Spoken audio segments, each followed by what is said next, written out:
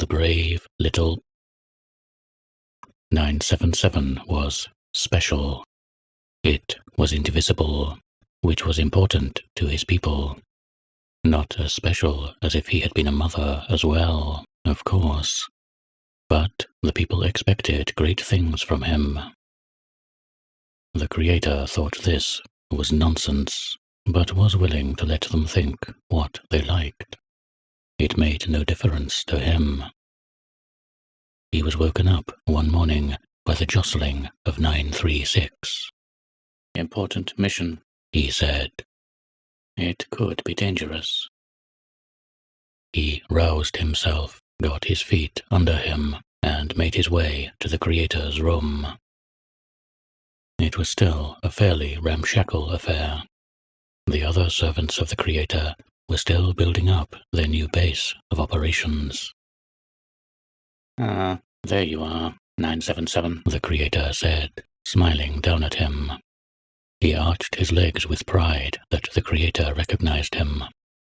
Of course, they said the Creator knew all of his children by sight. "You're here for the special mission?" "Here for the special mission," he agreed. "It will be dangerous," the Creator warned him. "There is a particular individual who has been sighted not far from our encampment, a former subject of the dearly departed Foundation. Like so many others, he's escaped and could do considerable damage. But he could be quite valuable as well." "Not far?" he asked. "A few days' walk or so for you. If you'll look at the wall, I've prepared a map. Study it. Also, look at the drawing. It's not perfect, but it should give you an impression of what you're looking for." He looked at the materials hanging on the wall. The map was simple enough, just a point north and west of their camp. The drawing looked something like the Creator, but cruder. Larger mouth and teeth. "Now, you must be careful," the Creator admonished. "You are only to find information and return. Do not fight unless you are in danger. This is important. Do you understand?" 977 repeated it back, verbatim. He would not fail the Creator. "Splendid. I only need to know where he is. Be careful. My control over this territory is tenuous as yet. We cannot afford the sort of losses he could inflict." 977 gave a salute in acknowledgement and hurried away. Before he headed out, he stopped in the mother hall. The walls and ceilings were still rough. They hadn't had much time to prepare their new home. It looked primitive, but he knew in time it would be a work worthy of his people. 971 saw him enter. She was beautiful. To his eyes, she was everything a mother should be. He hurried over to her. "My mission is important," he told her. "You are to know." "You are important," she said. "I only need to find information," he said. "I understand my important mission." "You are important," she repeated. "I need my important." He touched her gently. "I will be careful," he said. She made a small buzzing sound and tapped him gently on the head, a gesture of affection. He felt a small rush of elation and knew he would do anything to protect her. "I will return," he promised, and left. He was soon outside of their encampment with its crude tunnels and shelters, the beginnings of something, he hoped, greater than it was. The Creator would see them through. He just needed to do his part. When he reached the water, he waded in and was soon making his way slowly from one place of concealment to the next. Several times he was accosted by wildlife. Each time, he was able to dissuade, or, in one case, disable or kill it. He did lose one leg to a small crocodile, but he suffered no serious injuries. It was 3 days before he came across signs of something intelligent. A circle of stones filled with ashes, stakes for setting a tent, the crushed and broken skull of a deer. He considered going back, but decided to wait until he had sighted the monster. The closer he was able to pinpoint the monster, the easier it would be for the creator to find and deal with it. He rested nearby in a still pool before venturing on. Soon he saw the smoke of a fire. He was excited, but still kept his pace slow, deliberate. The monster mustn't see him. He kept to the shallows and slowly crept forward.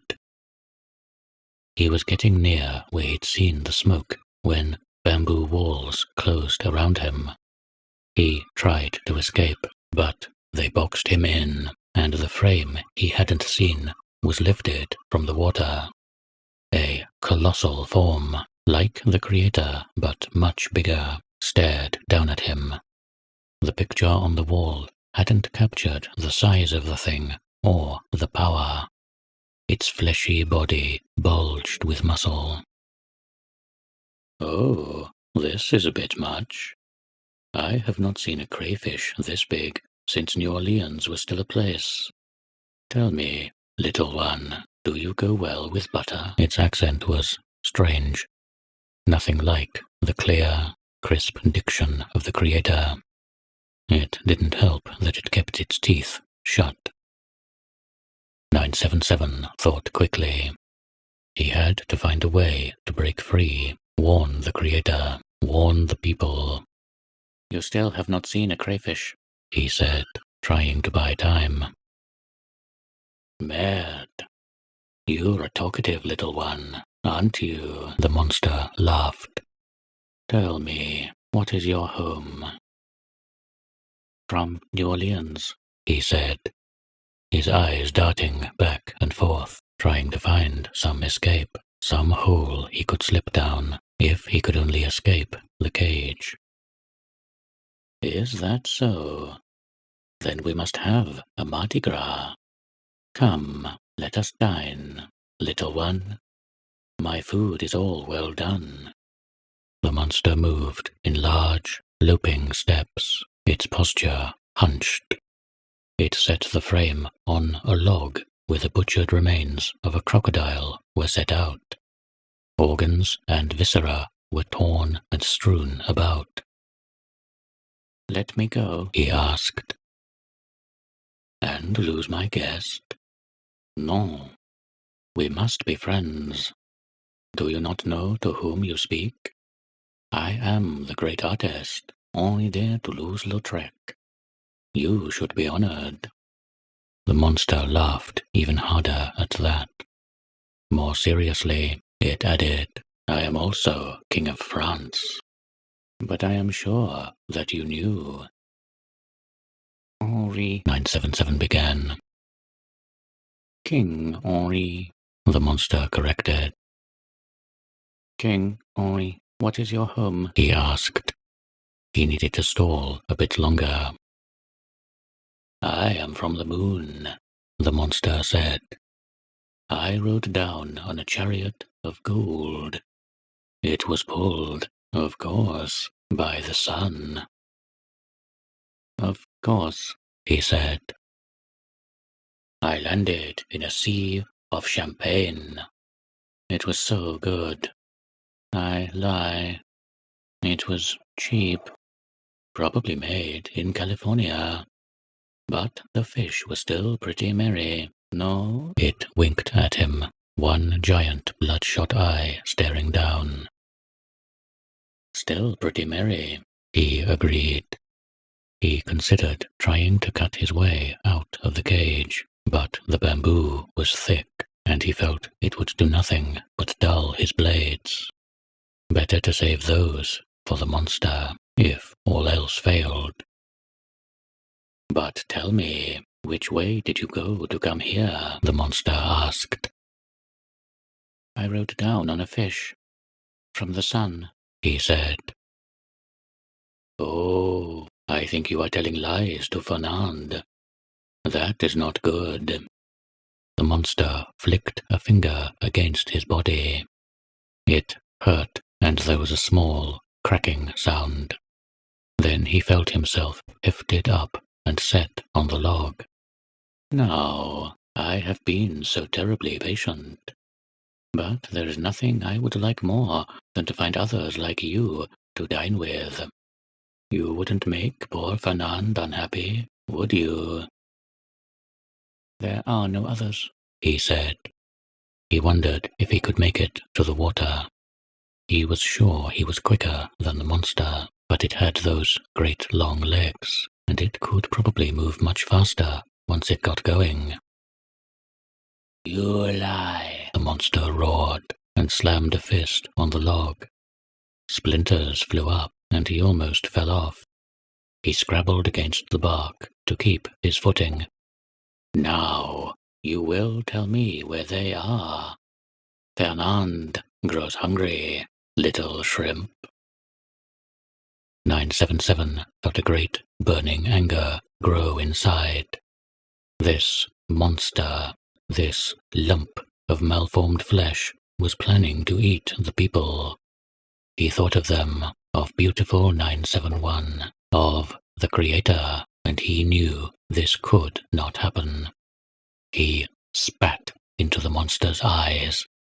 It blinked, and they were sealed shut. A fist lashed out at the log, but 977 had already moved out of the way. He scuttled forward and off the log until he was behind the monster. He reached out and made a small cut. A leg collapsed. Another cut, and the leg was dead. He danced around a kick, and he cut another tendon, and another, and the monster fell, clutching the log in a vain effort to remain upright. "Aresa, sorte," the monster bellowed. It twisted, and a massive fist landed inches from 977's carapace. He cut another tendon, and the fingers spasmed, useless. He moved in and cut again, and the arm fell limp.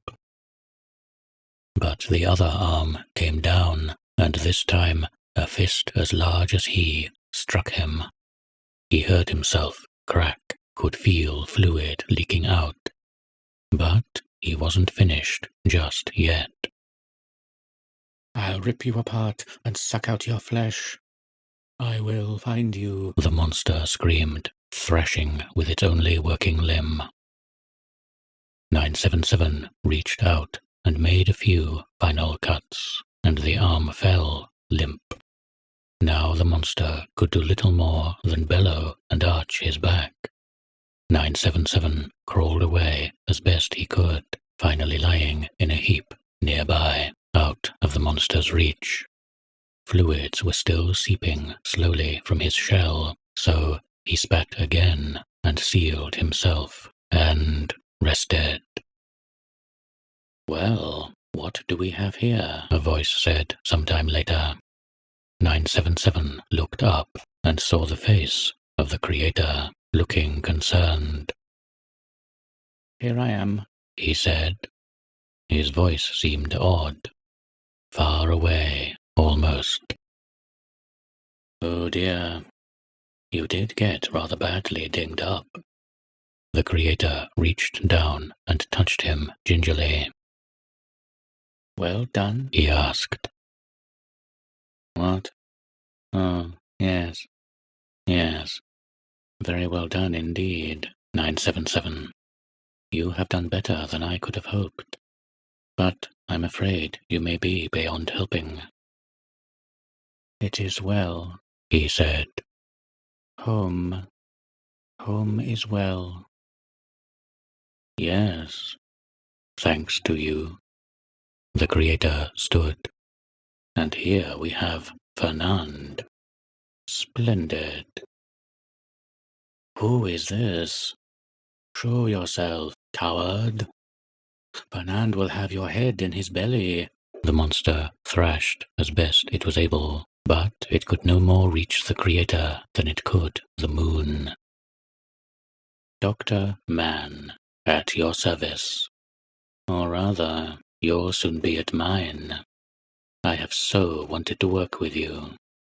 The Creator placed his hands together gleefully as the shapes of new men emerged from the swamp. No, no, I will not have it. I will not. He was cut off as another of the people spat and sealed his mouth.